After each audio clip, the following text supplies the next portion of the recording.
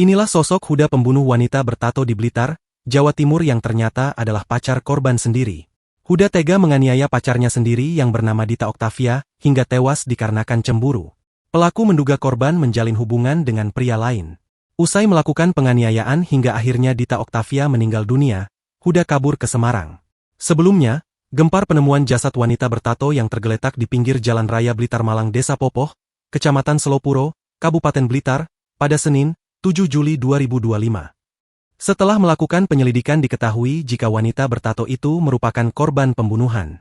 Korban belakangan diketahui adalah Dita Oktavia, 20, warga Desa Punjul, Kecamatan Pelosok Klaten, Kabupaten Kediri. Sedang pelaku pembunuhan yaitu MCH alias Huda, warga Kecamatan Pelosok Klaten, Kabupaten Kediri yang tak lain merupakan pacar korban.